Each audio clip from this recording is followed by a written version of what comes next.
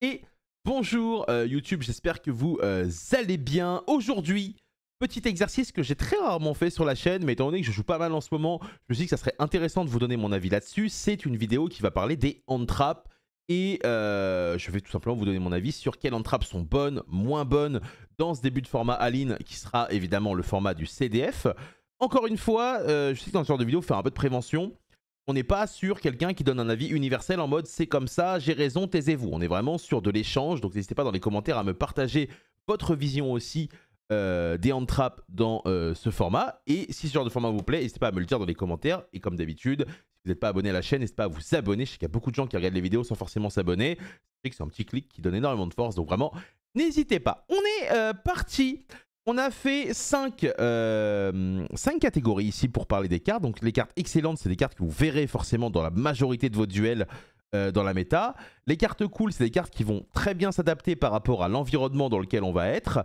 Les cartes ok, mais c'est des cartes qu'on va jouer, mais sans se dire putain c'est game breaker, ou sans se dire ouais c'est trop bien. C'est peut-être des cartes qui vont bien se combiner avec d'autres cartes qu'on va jouer, donc on les joue, mais on n'est pas en mode c'est les cartes de l'année. Non, c'est des cartes qui vont évidemment ne pas être adaptées, selon moi, encore une fois, à la méta d'aujourd'hui. Et Mbappé poteau de corner contre la Belgique 92e, ça évidemment, c'est un souvenir que les Belges connaissent et qui se résume en une carte qui, vous verrez, sera présente dans cette tier list. On va commencer par Ash Blossom. Ash Blossom, on va la mettre dans excellente. Ash Blossom est assez particulière parce qu'en fonction des méta, elle n'a pas la même utilité. Aujourd'hui, Ash Blossom, ça va être un des outils les plus utiles pour contrer les Mulcharmy qui vont être omniprésents dans ce format, qui vont être des cartes vraiment très fortes parce que le format va être relativement, comment dire, je vais dire dégénéré, mais relativement, on va avoir beaucoup de possibilités. Et donc à partir de là, Ash Blossom, selon moi, sera très forte. Je vais pas dire indispensable parce que je pense qu'il y a des gens qui la joueront peut-être pas, mais au moins en side quoi. Mais voilà, pour moi c'est une carte qui sera partout, justement parce que les Mulcharmy vont être omniprésents. Ghost Mourner, on va la mettre dans non. Je pense pas que c'est un environnement dans lequel elle peut être intéressante. Pourquoi? Parce que les cartes qui vont avoir tendance à faire juste un -1 pour annuler un effet précis, bah, c'est pas quelque chose qui va être bien dans cette méta, vu les possibilités d'extend et les possibilités qu'on va avoir, notamment dans un environnement où, on le rappelle, on risque de voir beaucoup de Malice, de Mitsu et de Raizil Mitsurugi. Voilà globalement un peu l'idée. Il y aura évidemment plein d'autres decks, il y aura des Bastian Smith avec des Evil Twin, des choses, mais c'est dans cette optique-là qu'on va essayer de parler de cette tier list et des hand traps. Ensuite, Ghost Ogre. Ghost Ogre, on va la mettre là. Ghost Ogre est vraiment pas mal parce que du coup, il y a beaucoup de situations où on va cumuler des bodies pour faire d'autres bodies. Mais l'idée, c'est que du coup, ces bodies cumulés qui vont être des liens en un body, ça va représenter peut-être 1, 2, 3 bodies. Et donc, ça peut permettre évidemment de ne pas arrêter l'effet, mais de détruire un monstre important. C'est pas quelque chose qui va casser la game, mais je pense que ça peut bien se combiner à d'autres hand traps, donc j'aime beaucoup la carte actuellement. Il y a toujours le classique duo drive qui reste évidemment une cible privilégiée pour ce genre de carte. Et à côté de ça, il y a plein d'autres match-ups où ça peut être potentiellement très correct, des true light, des trucs comme ça. Donc pour le coup, j'aime vraiment pas mal Ghost Ogre. Magnamut, alors ça va vous étonner parce que Magnamut, c'est une carte que j'enjolive depuis 6 mois. Je vais la mettre là. Pas convaincu que les Beasted ont un très gros rôle à jouer dans la méta, notamment parce que je pense que les Fiend Smith seront un peu moins populaires, en tout cas dans les grosses tables. Il n'empêche qu'on jouera probablement un Magnamus, un Druist dans certains decks. Mais globalement, les Beasted, selon moi, ne seront pas forcément les meilleurs outils, en tout cas au début du format ou pour le championnat de France. Ça restera quand même des cartes très solides, donc attention, méfiez-vous-en. Baldrake et Druid Swarm sont des cartes quand même très intéressantes. Gamma, j'ai pas forcément besoin de justifier, malheureusement c'est non. Droll, on va la mettre là. Droll, très efficace actuellement. Pourquoi? Parce que c'est un garde-fou. C'est une carte qui contre Mitsurugi ou contre toute variante de Raizil peut être très intéressante. C'est une carte qui n'est pas forcément très bonne contre Malice pour le coup, mais qui contre certaines mains peut être ok entre guillemets. Donc je m'attends à avoir beaucoup de Droll, notamment en main deck dans pas mal de decks finalement. Potentiellement, si elles ne sont pas main deck, elles seront évidemment en side. Et donc à partir de là, je pense que la carte va être très populaire. Et ça en dit long sur la force des decks actuels qui arrivent post-Aline. Parce qu'en général, quand Droll est populaire, c'est que les decks, potentiellement, font un peu n'importe quoi. Ensuite, Saronir, on va le mettre là pour la même raison de ce que j'ai dit sur les Beasted. Effect Veiler, ça va vous étonner, mais Effect Veiler, je le mets là. Je pense qu'il est très mauvais. Enfin, il est beaucoup plus mauvais qu'il n'a été dans certains formats. Aujourd'hui, arrêter un certain effet précis n'empêchera pas l'adversaire d'extendre comme un animal. Ça n'empêchera pas d'aller où il veut, que ce soit avec Raizil Mitsu, avec avec Malice et autres. Donc globalement, j'ai tendance à penser que Veiler est pas très bon. On le met là et pas là parce que c'est une carte qui peut quand même se combiner avec pas mal de cartes qui seront potentiellement jouées, notamment un Nibiru ou autre. Et ça peut être quand même assez intéressant. Mais j'avoue que Veiler, ce serait pas mon premier choix tout de suite dans un deck pour la nouvelle méta. Vous me direz évidemment ce que vous en pensez dans les commentaires. Ensuite, Cherry, on va la mettre là. Ghost Mourner, on va la mettre là. Ce qui justifie de jouer Ghost Mourner, c'est la lenteur des adversaires ou la lenteur des parties et la nouvelle règle du time.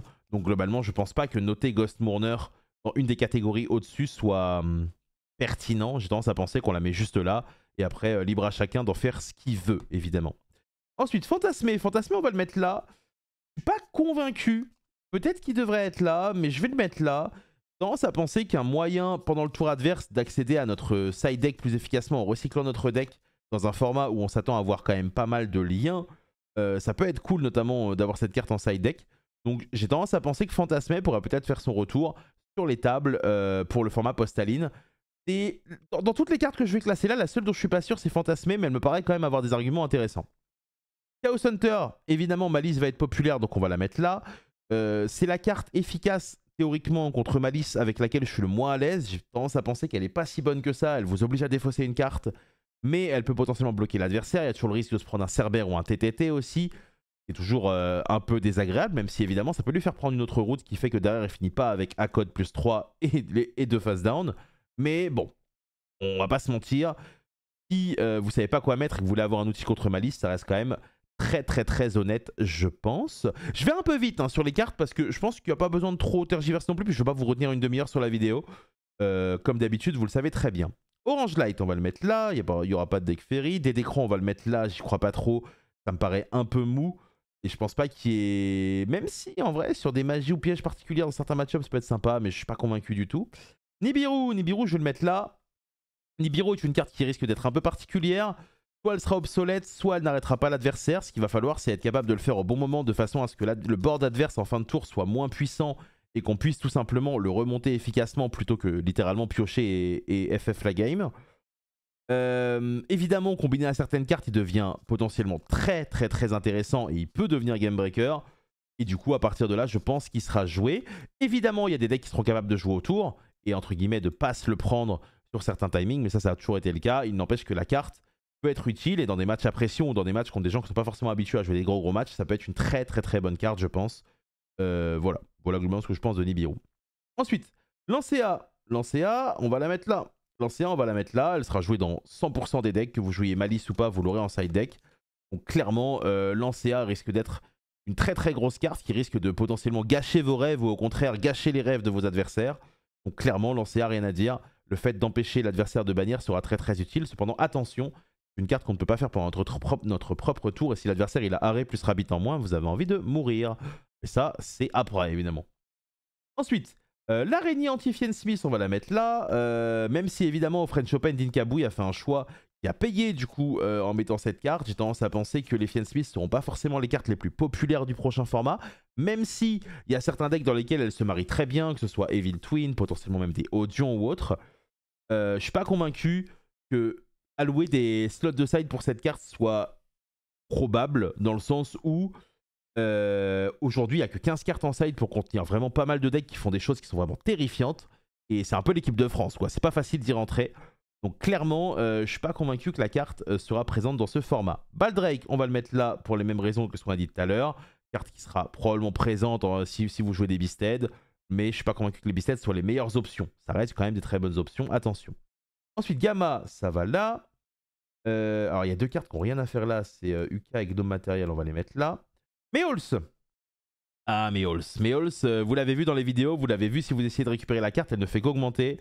Meowls, mesdames et messieurs, est très efficace actuellement dans le jeu. Elle est particulièrement bonne contre Malice et contre les Fiend Smith. Problème, c'est que en main de départ, si vous commencez, c'est une mauvaise carte. Donc à voir si les joueurs vont décider de jouer 3, 6, 9 peut-être. Army, est-ce qu'ils vont les jouer main deck, est-ce qu'ils vont les jouer en side, est-ce qu'ils vont peut-être pas les jouer du tout, je sais pas. Mais en tout cas, moi, ma théorie, c'est que Meowls est une très bonne option dans le format actuel et globalement, elle me plaît énormément. Donc j'ai hâte de voir un peu ce que ça va donner, tout simplement. Par contre, attention, Meowls, elle cible beaucoup plus les decks, entre guillemets, populaires que la jungle. Par exemple, si vous faites un tournoi avec plusieurs milliers de joueurs, bah, il est possible que par exemple un Fuvalos, qui pour moi est moins fort que les deux autres Charmy dans le méta actuel, soit meilleur. Donc c'est toujours pareil, ça dépend de vos objectifs et dans quel environnement vous allez jouer. Ensuite, Dominus Purge. Dominus Purge, je vais la mettre là. Je la mets là pas par son effet est très bon, mais le problème c'est qu'elle vous restreint entre guillemets sur les attributs des monstres que vous pouvez jouer. Et les attributs des monstres qui vont être populaires aujourd'hui ne peuvent pas se permettre de jouer Purge, c'est pour ça que je vais la mettre là. Globalement, la carte reste quand même très intéressante, notamment si vous jouez par exemple Blue Eyes. C'est un luxe, faut pas exagérer, mais c'est toujours un plaisir d'avoir cette carte dans votre deck. Mais je suis pas convaincu que c'est une carte que je veux absolument... Enfin, je veux pas nerf mon deck pour jouer cette carte, quoi, clairement. Là où il y en a une autre que vous allez voir tout à l'heure, je suis prêt à nerf mon deck pour jouer cette carte et je suis très heureux. Shifter. Shifter, on va le mettre là. Shifter, on le met là pourquoi? Bah parce qu'il est à 1, c'est un peu compliqué de tourner notre stratégie autour. Maintenant, ça reste une carte très intéressante dans ma liste. Horrible en mirror match évidemment, mais potentiellement intéressante pour shutdown certains decks. Donc c'est une carte qu'on verra probablement peut-être dans des side decks ou alors dans des main decks de Malice. Mais ça sera pas, entre guillemets, une carte qui va traumatiser la majorité de vos duels. Elle est à 1. Peut-être qu'effectivement, vous allez vous faire voler une manche dans un tournoi, peut-être une manche par mois sur 5 tournois, mais vous n'êtes pas censé voir des millions de fois la carte, quoi, globalement. Ensuite, Dominus Impulse. Dominus Impulse, mesdames et messieurs, c'est le top 1. C'est le top 1, c'est littéralement la meilleure entrave du jeu, selon moi en tout cas actuellement. Si vous avez un deck qui peut se permettre de la jouer, elle est vraiment excellente. Elle a des timings où elle est vraiment très forte contre tous les match-ups populaires. Contre Mitsurugi sur la magie rituelle, si on n'a pas d'accès à Kusanagi derrière, c'est très compliqué. Contre Ryzil, c'est très correct aussi. Contre Malice, c'est très correct aussi. Et à côté de cela, si vous avez un piège dans votre cimetière, ça pète la carte. Donc du coup, dans Malice, c'est assez probable et assez possible d'avoir un piège dans son cimetière, notamment grâce aux pièges B11, GWC et MTP. Donc clairement, Impulse est complètement pété dans le format. Avoir un deck qui ne peut pas la jouer, c'est toujours un peu terrible. Mais malheureusement, ce sera le cas pour tous nos joueurs de Ryzil Mitsu, hein. Mais clairement, si vous jouez par exemple Mermail ou si vous jouez Malice, vous êtes ravis d'avoir ce genre de carte parce qu'elle est complètement pétée. Fuvalos, je vais le mettre là. Fuvalos, je vais le mettre là. Je le mets en dessous de mes halls. Comme je disais, dans les match-ups populaires, c'est probablement le Charmy le moins efficace. Malice va pas forcément utiliser beaucoup son extra deck en faisant des... En fait, vous pouvez pas chaîner un... En gros, vous pouvez pas chaîner un Fuva qui va forcément vous faire piocher. Maintenant, dans un environnement où il y a beaucoup de decks, ça reste une excellente carte. Une carte qui peut servir de garde-fou, qui peut, entre guillemets, empêcher les adversaires de, je vais le dire un peu crûment, mais partir en couille. Et donc à partir de là, c'est une carte qui sera quand même jouée. Clairement, moi, c'est une carte que je joue, hein. C'est une carte que je veux avoir dans mon deck. Donc à voir un peu ce que ça va donner. Mais je vous avoue que là, dans ce début de format, c'est pas le Mule Charmy que je préfère parmi les trois. Clairement pas le Mule Charmy que je préfère parmi les trois. Maintenant, ça reste une bonne nouvelle que la carte soit devenue abordable et que tous les joueurs aient accès grâce notamment à la réédition. C'est une carte que vous allez probablement jouer. Purulia, ça va là. Purulia, j'ai pas grand chose à dire de vraiment mauvais sur Purulia pour le coup. Elle est vraiment très bien dans le format actuel. Contre les Mitsurugi et les Ryzil, elle se place très bien. Contre Mermail, elle se place très bien. Puisque les Poséidra, les Teus et tout ça vient de la main. Contre Malice, c'est pas forcément si bien que ça. Mais on a quand même la norme Backup Ignister, Wizard Ignister. Donc pourquoi pas. Donc, en gros, vous allez quand même, quoi qu'il arrive, faire du 1 pour 1 avec la carte, potentiellement du 2 pour 1. Évidemment, faire du 1 pour 1 dans Yu-Gi-Oh! Ça ne sert plus à rien. Enfin, ça ne sert à rien, mais c'est pas le but recherché. Vous voulez au moins piocher les deux. Mais clairement, Purulia est très bien, je trouve, dans ce début de format. Et je vous avoue que quand je joue Ryzil Mitsu, voir des drôles et des Purulia en permanence, ça fait que je ne joue pas, hein. Donc, clairement, la carte est très efficace. Druisworm. On va le mettre là. Même idée que tous les autres Beasted. Je les vois pas forcément si populaires que ça, mais ça reste des très bonnes cartes, donc pas besoin d'aller les mettre plus bas. Clairement, c'est des cartes qui seront potentiellement présentes. Je vois bien une paire de Magnamut Druisworm dans certains decks. Donc à voir un peu ce que ça va donner. Ensuite, Ghostbell. Là, Ghostbell, on va le mettre là. Ghostbell me paraît très bien dans ce format qui arrive. Elle me paraît très intéressante. Il y a eu peu de formats finalement où la carte était vraiment intéressante depuis que je suis revenu et que je suis assez actif entre guillemets dans le fait de jouer off-stream et de commenter les tournois. Là, l'idée, c'est que c'est pas mal contre Prayer, c'est pas mal contre GWC, c'est pas mal contre... Excusez-moi, j'ai oublié le nom de la dernière carte. Contre Lièvre. Contre Lièvre, évidemment, pendant votre propre tour 0. Si votre adversaire déclare Lièvre de la main, ça peut être très intéressant de le faire. Évidemment, ça fait -1, mais ça empêche l'adversaire de développer pendant votre tour. Parce qu'en tour 0, si vous jouez et que l'adversaire fait Lièvre, Banni White Rabbit, vous avez envie de mourir. Donc clairement, je pense que la carte aura un rôle à jouer. Est-ce qu'elle sera main deck, side deck, je sais pas trop. Mais la carte est loin d'être ridicule. Et la dernière, c'est Imperm. Imperm, je vais la mettre là. C'est assez rare. Historiquement, Imperm a toujours été un quasiment... Enfin, historiquement. Depuis que moi, en tout cas, je m'intéresse vraiment beaucoup au jeu, de nouveau, je trouve qu'Imperm a souvent été un way to go automatique dans les decks. Et là, j'ai l'impression qu'elle est quand même pas très très bonne, notamment contre Malice. Hein, ça part après side deck, j'ai l'impression. Mais c'est une carte qui, selon moi, sera jouée quand même, parce qu'en combinaison avec une carte comme Nibiru, elle peut être intéressante. Dans un format où il y a potentiellement des milliers de joueurs et donc vous allez rencontrer tout, bah, c'est une valeur sûre. C'est juste que contre les meilleurs decks, c'est la carte que vous voulez pas piocher, j'ai l'impression.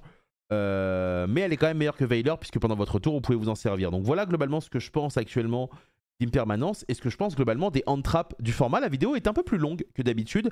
J'espère que ça vous a plu, que j'ai pas été trop bref sur certaines cartes. Encore une fois, n'hésitez pas à débattre dans les commentaires, ça sert à ça. Il y a certaines cartes que moi je trouvais bien, vous allez me dire, bah écoute Vince, moi dans les parties que je fais, c'est pas très bien ce que tu dis. Donc du coup, je pense l'inverse.